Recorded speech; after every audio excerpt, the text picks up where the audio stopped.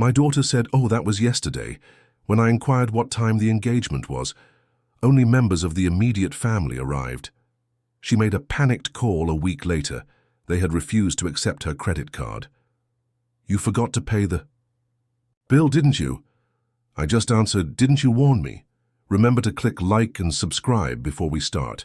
Please let me know which city you're viewing from by leaving a comment at the conclusion of my narrative so I can see how far I've come." The credit card bill lay untidily on the dining table. The number in the lower right corner appeared to reflect the chilly neon light of the kitchen. A $247,500,000. For me, a former junior high school administrator, it is too big a number. I looked over each transaction on the list. 46 million for wedding decorations at Taman Anggrek Wedding. The rental fee for the Graha Chempaka building is $2 million. 69 million Rp for Maharasa Catering. 3 years ago, I gave my only daughter, Zara Ayuning Tias, an extra card just for emergencies, and this is all in her name. A crisis. It appears that Zara's definition of urgency was to arrange a buffet meal for her ideal wedding, replete with ice cream kiosks and a large tent. Like reading Braille packed with treachery, I ran my fingers over the characters on the banknote. Every number represented a little incision that went deeper than I could see. My mind was racing with computations. Only a 5.8 million was my monthly pension. I would have a maximum of a 1 million left over after paying for food, neighborhood, fees, water and electricity. With that amount, it would take years to pay off Zara's wedding debt. My eyes ached, but I refrained from crying even if I had to spend my little money. Being 62 should have given me the wisdom to avoid such traps. I should have understood that children's love often comes with bills attached. I looked around my house, which felt more spacious with each passing year. Spacious not because of relief, but because of emptiness. Darmin, my husband, had been gone for 4 years due to lung cancer. His beloved rattan chair still stood faithfully in the corner of the living room facing the window, as if waiting for his body to return. I never moved it, partly because I was reluctant to part with the memories, partly because I believed that holding on to the familiar would keep me in the time when I still mattered to someone. The vibration of my phone on the table broke my reverie. The screen lit up. A message from Zara. "Mom, can I buy the weekly groceries? I'll be home a bit late. Still dealing with vendors. It's nothing special. Thanks." Nothing special. The word felt like a small thorn. As if the 247 million I hadn't noticed had disappeared from my account was just ordinary. As if I were just a maid with no salary ever paid. I put my phone face down, staring at the bill again, trying to count how many times in my life I'd said yes to my children's requests, even when I shouldn't have, much wiser. The front door slammed. Heavy footsteps echoed across the wooden floor of the hallway. I didn't need to look to know it was Jaka, my eldest son, who had moved back, in with me 6 months ago after our divorce. He said it was only temporary until we could settle down. At 34, I knew all too well that temporary could mean years. "Mom, can I borrow the car tonight?" His voice echoed from the hallway without any effort to get closer. "I want to see Rati's apartment in Chiliduk." Rati, Jaka's girlfriend, a 26-year-old yoga instructor who had only been in my life for 3 months, had already treated my house like her personal studio. Every morning she burned sandalwood incense in the living room for meditation. The smoke made my nose sting. When I brought it up, Jaka called me inflexible and too old-fashioned. "Jaka, come here a minute," I called in a flat voice. He appeared in the kitchen doorway, his face already showing signs of impatience. His hair was messy, he was wearing a plain t-shirt and expensive jeans that, ironically, I had bought him for the previous holiday. Back then, I still believed that gifts could mend distances. "What's wrong, Mom? I'm in a hurry." I pointed to the bill on the table. "You know about this." His gaze darted quickly, then back to me like a 10-year-old caught peeking in the cookie jar. "About what?" "Zara used my credit card to pay for the wedding. 247 million. Jaka shrugged. "Yeah, she told me. Come on, Mom, relax, it's just money. Besides, Zara's under a lot of stress organizing the wedding." "Just money," my voice rose. "That's my emergency fund, Ja. All my savings for unexpected things." Yeah, just think of it as a loan. She'll pay it back. Besides, Mom still has a house and she retires every month. It's safe. I stared at the boy I'd evacuated from a flood as a child, whose knee I'd repeatedly plastered, whose twice-failed business I'd fundraised for, and who was now living rent-free, taking my financial security for granted. "When's Zara? Getting engaged?" I asked suddenly. Yaka froze. "What?" "Engagement. Family dinner. I didn't get an invitation. When was that?" There was silence. "Oh, I think that's over, Mom. It was just a small thing. Zara likes intimacy." The lie hung in the air, heavy, feeling like it added to the burden of years of subtle rejection. A grandchild's birthday I found out about through Instagram. A family photo without me in it with the excuse, "Mom doesn't like having her picture taken." "Understand?" my sister asked quietly. "And about the wedding, am I invited?" "Of course I am. Don't be so overbearing, Mom." Over the top. As if wanting to attend my own child's wedding was an over-ambition. "The car keys are on the keychain," I said finally. "Return them before midnight." Jaka grabbed the keys and glanced over briefly. I was hoping he would apologize, but instead he said, "Oh yeah, Rati's staying tonight. We'll try not to make a fuss." The door slammed again. I was alone again, accompanied by a bill and the bitter realization that I was starting to become a stranger in my own home. I walked over to Darmin's chair and sat down. From the window, I saw Mrs. Dewey across the street watering the flowers. Her children were playing with their bikes in the garage. The other families seemed to be going about their afternoons as usual. My phone vibrated again. "Zara, Mum, please pay for next month's catering first. It's only 7 million and there's still some left over from Dad's insurance. Thank you, Mom, love you." Darmin's insurance, which had been my security for my old age, had been significantly eroded to cover the costs of my husband's medical treatment, Jaka's business, and now Zara's wedding. I stared at the message for a long time until the letters blurred. Then, for the first time in 34 years of motherhood, I deleted my son's message without replying. But I knew that silence wasn't enough. That night, in the silence of Darmin's chair, I began to formulate a plan. If they only judged me by what I could give, perhaps it was time they learned what it meant to lose. That morning, sunlight streamed in through the gaps in my bedroom curtains. It felt different, sharper, more assertive. I woke up without a heavy weight on my chest, like a wheel inside me had finally started moving again after years of being stuck. The clock on the wall read 6:00. I was dressed before I could find an excuse to delay. Today was no ordinary day. Today was the beginning of something I thought impossible, taking back control of my life. First step, credit card. I sat down in my dining room, turned on my phone, and dialed the bank's customer service number. A friendly young woman's voice greeted me. "Good morning. How can I help you?" "Ma'am, I'd like to report an unauthorized transaction," I said without a quiver in my voice. "My son used my credit card without my permission, totaling a 247 million.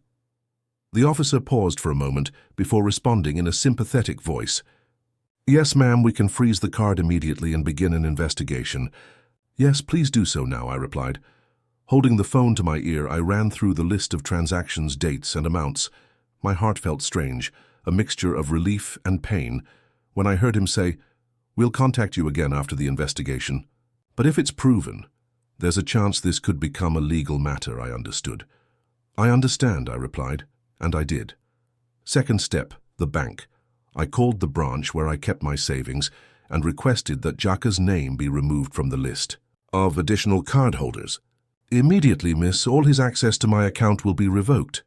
It only took 10 minutes, and the years-long problem was officially resolved. I could already imagine Jaka's face when his card was declined at the cashier. Step 3. A lawyer. I contacted Jana Mulyani, the lawyer who had helped manage Darmin's estate. "Miss Jana, I need to revise my will, and there's also the issue of unauthorized credit card use." Her voice sounded both surprised and concerned. "Just come this afternoon, Mrs. Santi. We'll discuss everything." At 9 a.m., I was sitting in my car, stopping for a moment in front of the public junior high school where I was the principal before retiring. The gate was still crowded. Children ran carrying lunchboxes. Teachers greeted me. The memory was sharp, the time when every day someone appreciated my presence. My phone rang again. Zara. The name repeated on the screen. I let it go to voicemail. It rang again. On the fourth call, I answered. Mom, thank goodness you answered. What's wrong with your credit card? The decoration vendor called earlier, saying the payment for the flower arrangements was declined. Their card was frozen, I replied flatly. What? Why? The wedding is only 6 weeks away, Mom. The payment for the building has to be completed this Friday. I know the schedule, Zara. There was a pause. Then her voice turned spoiled, a tone I'd known well since she was a teenager. Mom, please, whatever the problem, just call the bank and say, okay, right? This is all for my wedding. This isn't my responsibility, Zara, I said. I never let you spend hundreds of millions on a party. You said the card was for emergencies. If the vendors don't get paid, we lose everything. That's an emergency. Your emergency isn't mine, I replied. Marriage is a choice. And if it's an emergency, 247 million should have been discussed first.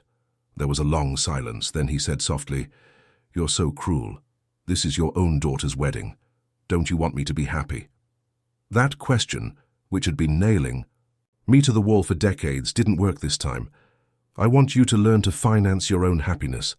I hung up before he could cry in my ear. The phone immediately rang again, but I turned it off. That afternoon, I stopped at a hardware store. An old man helped me pick out new locks for the front and back doors. Installing the locks isn't hard, Mom. YouTube has all the instructions, he said with a smile. As soon as I got home, I saw Jaka's car in the carport.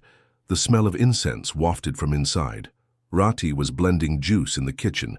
Jaka sat at the dining table, busy arranging his phone. Mom, I can't use my ATM card, Jaka said without looking up. Zara's also panicking because the vendor called her. She said it was because of Mom. That's right, I replied. I've revoked your access to my account. I know about Zara too. Rati stopped stirring the juice. Her hair glistened in the sunlight. Gosh, Mrs. Santi, we were shocked. Jaka thought maybe you were sick or something, and suddenly made such a strange decision. A strange decision from a woman who didn't even pay for the electricity in this house. Rati, I said quietly but firmly, please gather your things. You don't live here anymore. She chuckled. Seriously, Mom? Why? Because this is my house, and you're not part of it. Jaka immediately stood up, his face red. Mom, don't go too far. Rati is my girlfriend. She has a right to be here. Not anymore because of that credit card. Come on, Mom. Zara will pay back. She always does, right? When was the last time she paid back? The college insurance money, the rent for the first house, the loan for her master's degree? They'll all be paid back. Yes, that's a parent's job, Mom. No, that used to be my job. Not anymore. Rati lowered her head.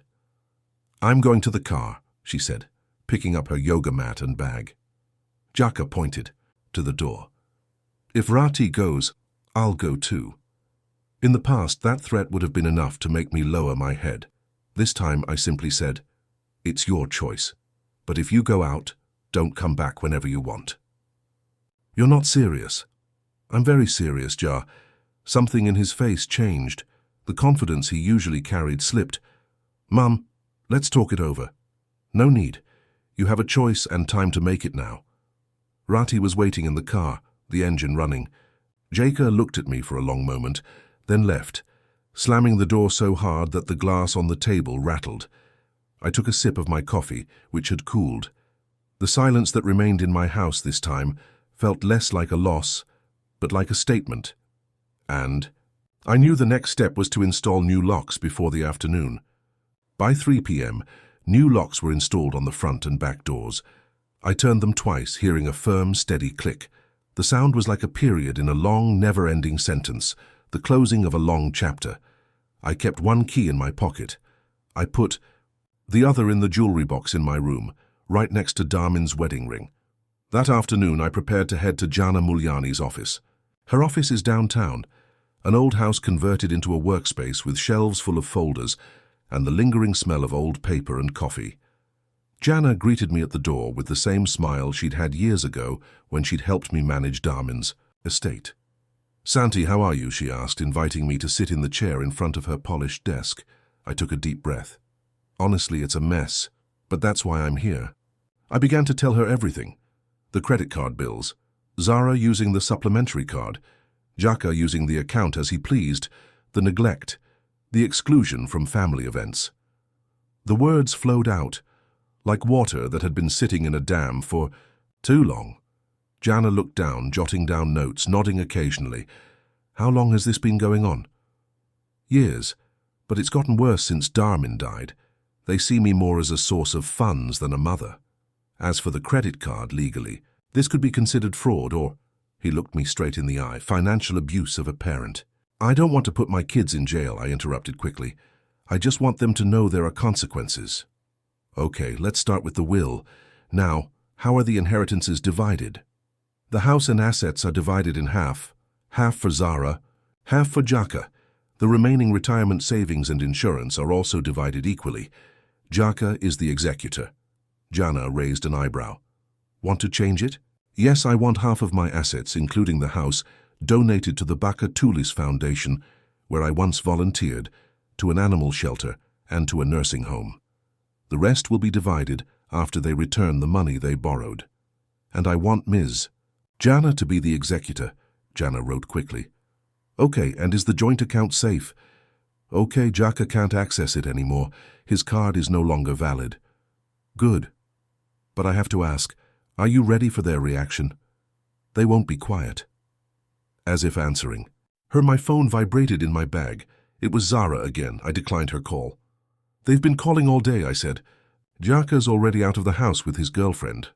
"And are you ready?" I looked at Jana, feeling the weight of the question.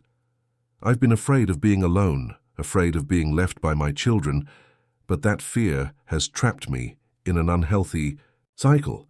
This time, yes, I'm ready." Jana smiled faintly. A hint of agreement could be heard in her sigh. "Good. If they try to pressure or interfere, consider legal protection. In the meantime, we'll focus on finalizing the will revision. It should be ready next week." Leaving Jana's office, the sky began to redden. I felt a mixture of fear, relief, and a sense of freedom. On my way home, I stopped at the supermarket. My basket was small: a single chicken breast, fresh spinach, tomatoes, and a bottle of kombucha tea that I'd been saving for a special occasion. At the checkout, I realized this was indeed a special occasion. The first day, I'd bought just for myself without thinking about stocking up on snacks for Jaka or Zara. The house felt different when I arrived, quiet, but clean. There was no pungent incense, no sandals scattered in the hallway, no sound of the television on without viewers. Just as I started preparing dinner, a soft knock sounded at the back door. From the window, I saw a woman my age, whom I had only known from a nod on the street. Mrs. Dewey Kartikasari, my neighbor from 2 houses down. In her hands was a large baking pan. "Assalamu alaikum, Mrs. Santi." "Sorry to bother you," she said when I opened the door. "I noticed there was a bit of a commotion in the house this afternoon. I wanted to make sure you were okay. Also, I brought you some steamed brownies. I made too many." I instinctively said, "I'm fine." Then I paused. "Actually, not completely, but I'm trying to handle it. If you want, I can accompany you while you eat. Eating alone, you know, often feels bland." I looked at his face. There was something in his eyes, a kind of understanding that needed no explanation. "I was just about to open a bottle of kombucha tea. Want some?" "Sure," he replied, walking in as if already decided. 40 minutes later, we sat at the dining table. Mrs. Dewey was also a widow. Her husband died 3 years ago from the same cancer as Darmin. Her 2 children lived out of town, only calling weekly to check on her eating and taking her medication. "They love me, but sometimes it feels like an obligation," she said. I smiled bitterly. My children aren't even at that stage. And somehow those words followed my entire story. Credit card debt, being ignored at family events, being treated like I was nothing more than a wallet. Mrs. Dewey listened, nodding occasionally. "You feel guilty because you're relieved to say no, right?" I was surprised. "How do you know?" "Because I've been in that position. The guilt will lessen, the relief will increase. Trust me." My phone vibrated on the table. It was a message from Zara. Mom, please call. I'm afraid my wedding will be cancelled. I'm sorry if I made you angry, but it's an emergency. I showed it to Mrs. Dewey. She read it quickly, then said, "She's apologizing for making you angry, not for taking the money and calling it an emergency again. That's framing, Mrs. Santee." I stared at the screen. True. Even in her apology, Zara was still controlling the narrative. Slowly, I deleted the message without replying. "Good," Mrs. Dewey said curtly. We spent the evening talking about books, plants, and the loneliness of widows. It felt like finding an old friend who had just reappeared. When she returned with empty plates, my house felt warmer, though still quiet. I washed the glass, staring at my reflection in it. For the first time in a long time, it looked like someone I might be able to care for. The next morning, I turned on my phone before I could even make coffee. Notifications poured in like a hailstorm. 8 missed calls from Zara, 3 from Jaka, and 1 text message from an unknown number. My heart was pounding, slow but steady. I knew this was part of the next wave, the pressure they hoped would make me back down. Around 10 a.m., a car stopped in front of the house. From the window, I saw Zara sitting on the porch, wearing the same clothes as yesterday. Her hair was messy, her eye makeup smudged. She hugged her knees, her gaze blankly staring out at the Trouderdam. I deliberately took my time, boiling water, making toast, gazing out at the front garden from the kitchen. It wasn't until 10:30 a.m. that I went out to open the door. "Morning, Zara," I said. "You look so tired." He got up slowly. "Mom, I've been here since 5. I haven't slept all night. I can't eat. This marriage is ruined. I don't understand why you're being so cruel." "I'm not doing anything to you, Zara," I replied, sitting on the porch chair my late husband had made for me years ago. "I'm just stopping doing everything for you." She exhaled heavily, then sat down in the chair next to me like a bird ready to take flight. "The venue's cancelled. They called yesterday afternoon. 2 years of preparation are gone just like that." I studied her face, the face that could transform into a child's whenever she needed sympathy. "Does Dimas know about this?" I asked. "Not yet. I'm not ready to explain. He thinks everything's settled. Mama, please, just this once. Help me finish." "After that, I promise." "Just this once," I interrupted, "is the word you've used every time you ask for something for the past 10 years. I promise this is the last time." His voice was pleading, his eyes watering. "I'll make it up to you." "Let me ask you something, Zara. When did you decide I wasn't close enough to be invited to your engagement dinner?" She gasped. "That's only for the immediate family. Mama, Dimas's family, his younger sibling. I'm your mother, that's the core." Zara opened her mouth, then closed it again. "No bad intentions. When did you decide it was okay to use my credit card without permission?" "It was an emergency." "Marriage isn't an emergency. It's a decision. And spending hundreds of millions without talking first is theft." She looked away. "Fine, I should have asked permission. I'm sorry, but the damage is done now. We can fix it if you want." "No." The word fell between us like a stone. Zara stared at me as if I was speaking a foreign language. "What do you mean, Mom?" "No. I mean, I'm not going to pay for the decisions of adults anymore. I'm not going to be an ATM with a house attached to it anymore. You're my mother. Aren't parents supposed to?" "I've been a parent for 31 years, Zara, and in that time I've shown you unconditional love, even when it meant sacrificing myself. But that taught you to see me as a resource, not a person." Her tears were no longer the tears of spoiled tears. Her tone had changed, becoming angrier. "So this is all about money? You want me to fail, huh? You want me to get married at the KUA? You want everyone to know I can't afford it?" "I want you to get married at a price you can afford." My phone vibrated in my pocket. It was a message from Mrs. Dewey. "If you need someone to talk to, I'm home. Hot coffee is ready." It was simple, but it felt like an anchor holding me back from the current of manipulation. "I want you to go now, Zara," I said, standing. "You can come back if you want to talk like adults." He stood up too, his face red. "Adult? An adult who would abandon their child on the street? You're a lonely widow who causes trouble. One day you'll die alone, and it's your own fault." But words hit me, but my hand remained on the doorknob. "Goodbye, Zara." He tried to hold me back. "Mom, wait." But I had already closed and locked the door. The knocking and calling from outside continued for several minutes, sometimes accompanied by sobs, sometimes curses. Finally, the sound of a car engine started. I peeked out the window, watched him sit in the car for a long moment, then drove away. I hadn't had a chance to breathe a sigh of relief when, at 12 noon, the next guest arrived. Jihan, Jaka's ex-wife, was standing on the porch with a hesitant expression. "Hello, Mrs. Santi. Jaka asked me to come here. He said there was a big family problem," she said. I invited her in. "Jihan, are the kids okay?" "Thank God. But Jaka said Mama was in trouble." "There's no problem. There are consequences." I poured her coffee and told her what really happened. Her face changed from surprise to awkwardness. "I didn't know about this. Jaka always said Mama was happy to help." "Yes, she used to, not anymore. He does have a hard time managing money. But, Mom, he's having a hard time after the divorce." "Jihan, you're raising 2 children on your own salary. You know life is about making choices and dealing with the consequences. Jaka has to learn too." Jihan nodded slowly. "I understand. I thought I was helping, but it turned out I was just a messenger. I'm sorry, ma'am." Shortly after Jihan left, there was another knock on the door. This time Demas, my future son-in-law, was standing there. His face was tired, but his eyes were honest.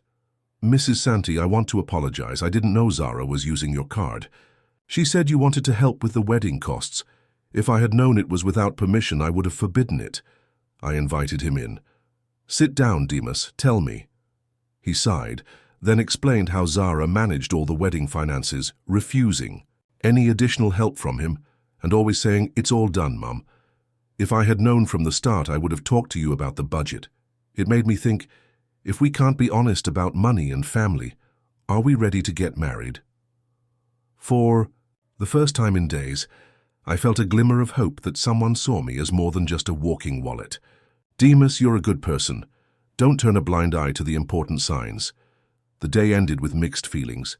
The pressure from outside was becoming more apparent, but for the first time, I had an ally within their circle, and I began to realize that what I was facing wasn't just a money issue, but an entire lifestyle that needed to be changed from its very foundation.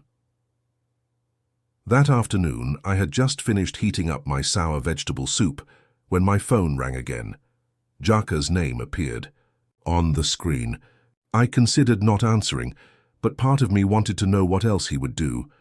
"Mum," his voice exploded without a word, "this is going too far. Zara's messed up.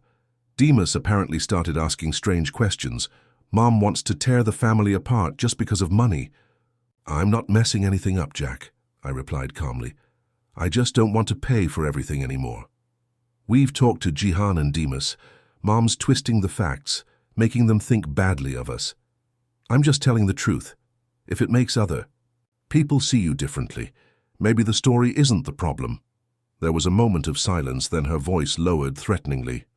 "If this continues, we're seriously going to ask the court to examine your health. Who knows, maybe you're no longer capable of managing your finances." I almost laughed. "For what reason? Because I stopped supporting you?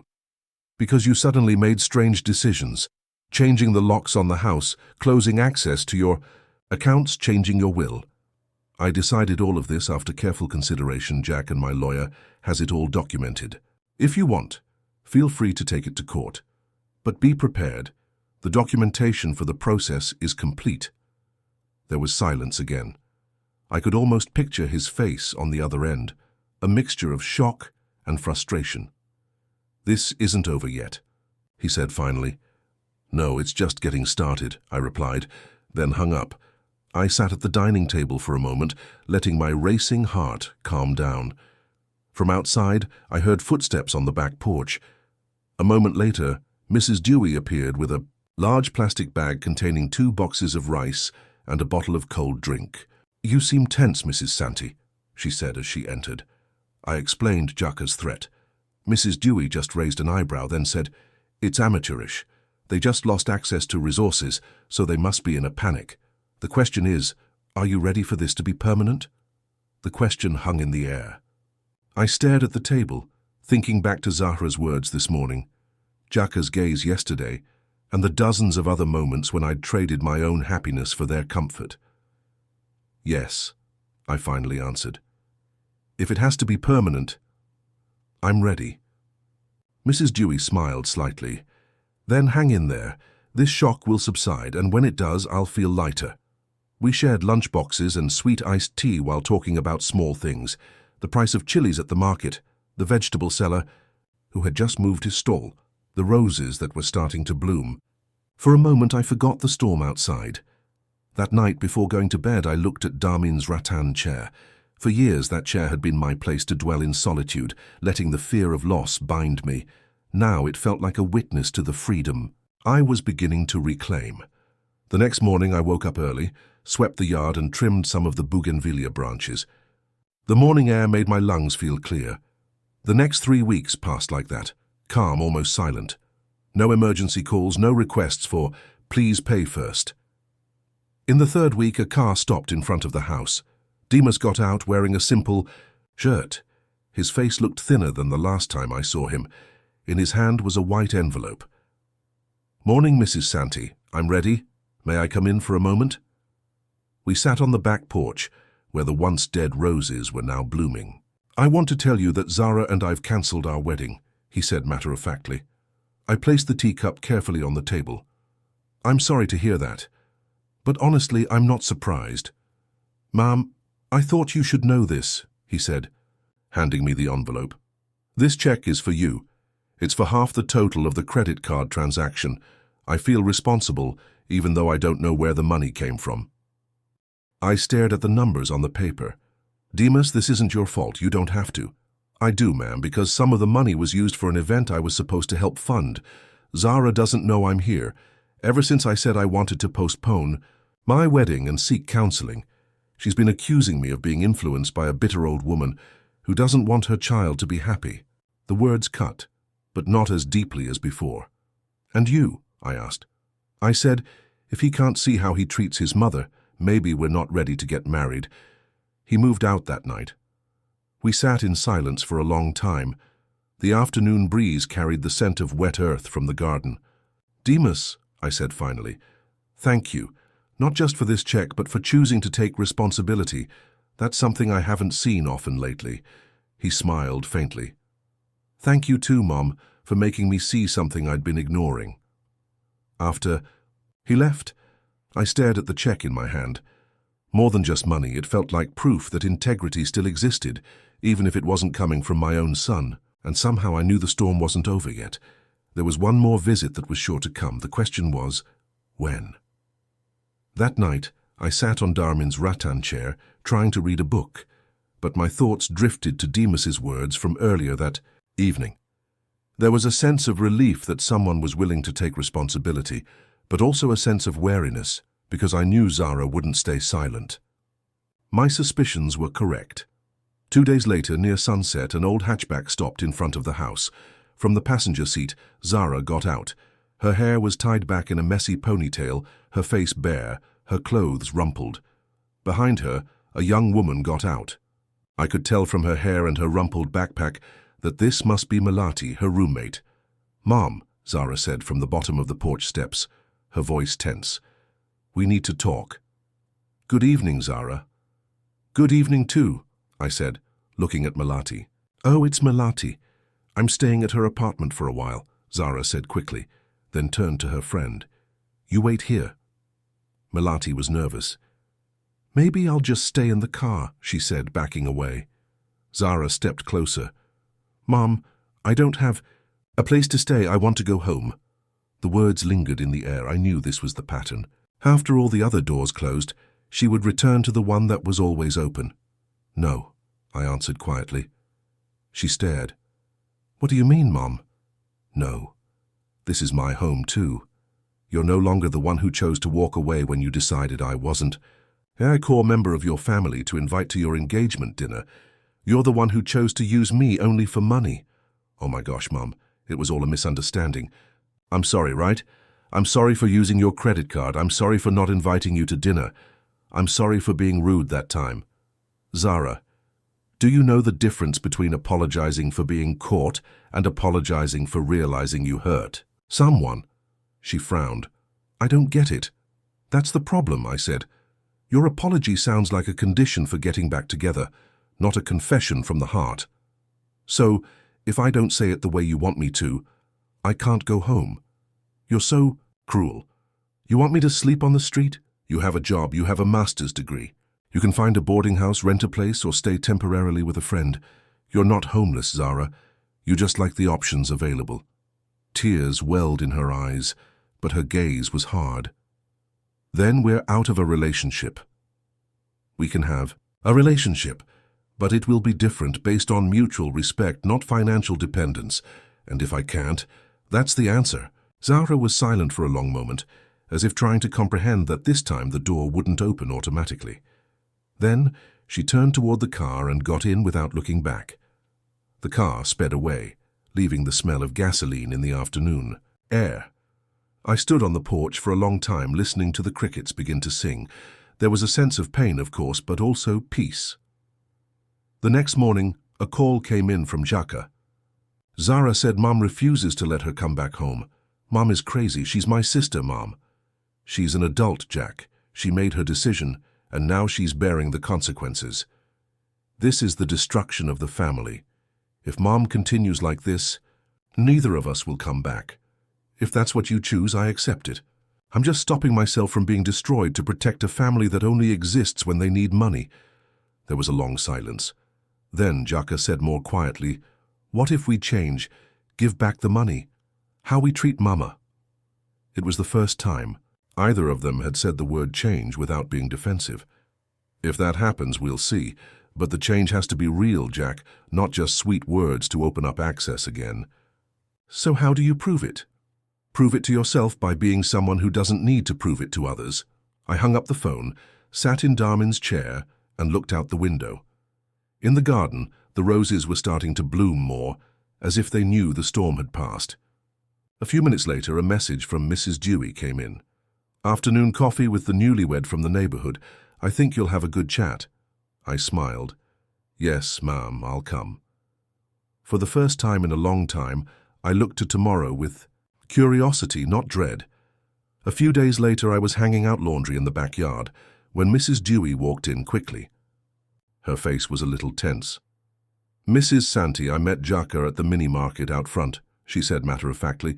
He asked about Mom, saying he wanted to come over for a nice chat, but his gaze wasn't one of peace. I just smiled faintly. If he comes, I'm ready. That afternoon, sure enough, the sound of a motorbike stopped in front of the house. There was a loud knock on the gate. I peeked through the window. Jaka was standing in a shabby t-shirt, a black hat, and a tense face.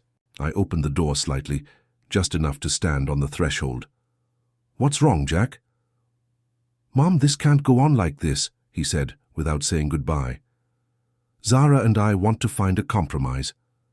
We're not asking for you to go back to how you were before, but please, at least let us stay here until things get better. No, I answered immediately. Why? This is the family home. I'm Mama's daughter. This house is the result of Mama and your late father's hard work. And now this is where Mama lives in peace. You can't just come when you need shelter. Jaka stared at me for a long moment, then said, If you're worried about money, I can help you pay the electricity bill or go shopping. The important thing is that we have a place to live. Help with the bills isn't the solution, Jack. What I need is for you to build your own lives, not rely on someone else's. He sighed heavily. Then his voice softened, the same old tone that used to melt me. Mom, we're family. How could you bear to see your children in trouble? Hardship due to their own choices isn't the parents' responsibility, Jack. It's a personal responsibility. His expression changed, his eyes hardening. If you think you can live alone forever, you're wrong.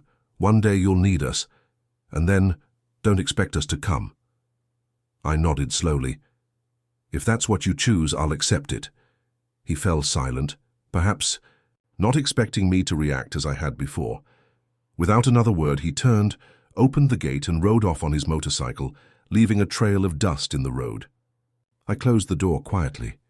Inside the house, the air remained calm as if a storm had just passed through, but hadn't managed to penetrate the walls. That evening, I sat in the living room knitting a shawl.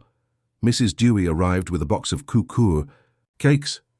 We ate and laughed, discussing plans to invite some of the other widowed neighbors to the beach next week. Sometimes I wonder, Mrs. Dewey said, sipping tea, how quickly we get used to the quiet after years of living in the wrong crowd. I smiled. And how I don't miss the crowd. Before bed, I looked at the hallway, now tidy, without messy shoes, without half-open bedroom doors, with loud music blaring from inside. This silence, I thought, was no longer a sign of loneliness.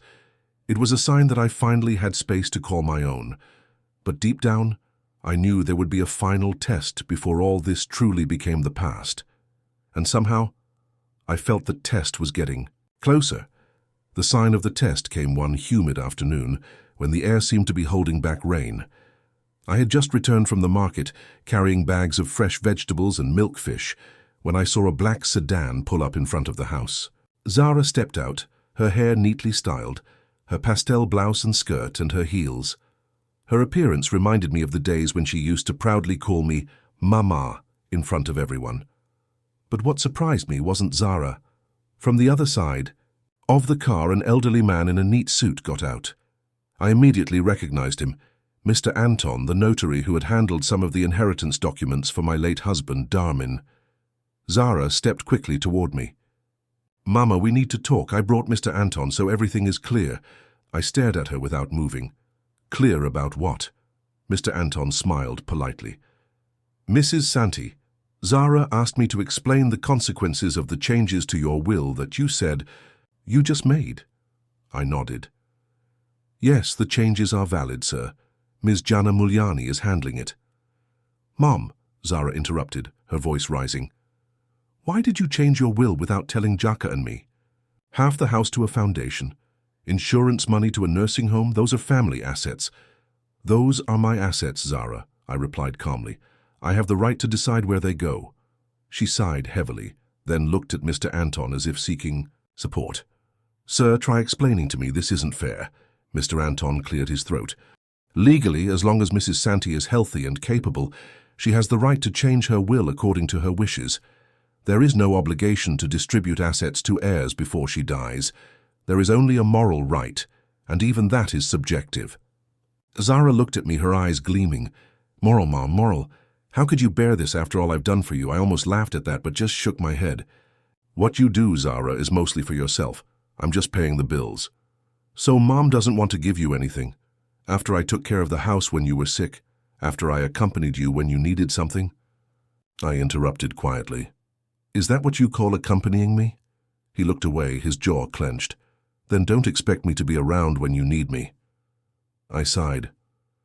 Zara, maybe that would be for the best. I don't want our relationship to be based solely on money. It started to rain. Droplets of water splashed on the porch.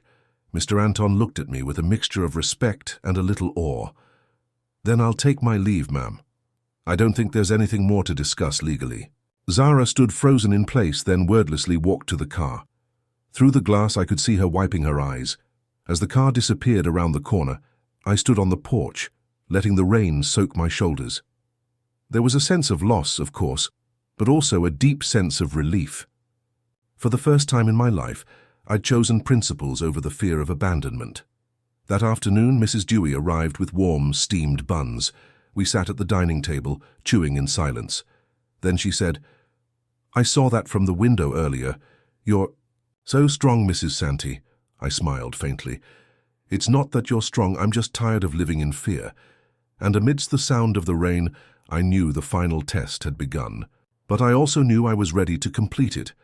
The heavy rain that fell on the day of Zara's arrival continued all night. The next morning the air felt clear, and my house was as quiet as usual. I thought the storm, both in the sky and in my life, had truly passed. But around 10 a.m. there was another knock on the gate. This time Jaka was standing there. No helmet, no polite smile. His face was tired, his eyes puffy. I want to talk to you one last time, Mom, he said quietly. I opened the door and invited him to sit on the porch. Zara was furious, she continued. She said Mama chose to donate to a stranger over her own child. She'll never forgive her. And I don't know whose side to take. I stared at him for a long moment. You don't have to choose sides, Jack. You just have to choose your own life. He nodded, looking down. I realized all this time I was just a freeloader, not just in your house, but in your life, always hoping you'd fill the holes I made. When you left, I was angry because I didn't know how to fill those holes myself. Those words made my chest tighten, not from pain, but from a strange sense of relief. That's a realization not everyone has, Jack. He took a deep breath. I don't know when I'll truly change, but I'm willing to try, starting with finding my own boarding house, cleaning up after myself and paying off my debt. I nodded. That's a good first step. I don't need you to be perfect. I just need you to be responsible. Jaka stood up and stared at me for a moment. Thank you, Mom, and sorry. After he left, I sat on the porch staring at the road as it began to dry. There was a different kind of loneliness this time, not the loneliness of being abandoned, but a loneliness that gave me space to breathe. That afternoon, Mrs. Dewey arrived with 2 bus tickets. Next week, we're going to the beach, you, me, and 2 widows from the neighboring complex. We'll rent a homestay, cook together, and take a morning walk on the sand. Ready? I chuckled. Ready. The following week, as the bus left the city, I sat by the window. The road transitioned from concrete to green rice paddies. Then, the scent of the sea began to waft in. In the seat next to me, Mrs. Dewey busily distributed cassava chips to us. I stared out, letting the salty breeze drift in through the gaps in the glass. Deep in my heart, I knew my life would never be the same again. Maybe Zara wouldn't call for a long time. Maybe our relationship would remain fractured. But I also knew I had chosen a life no longer driven by fear. And amidst the sound of Mrs. Dewey's laughter and the sound of the waves beginning to crash in the distance, I realized something. I wasn't finished, but I was free.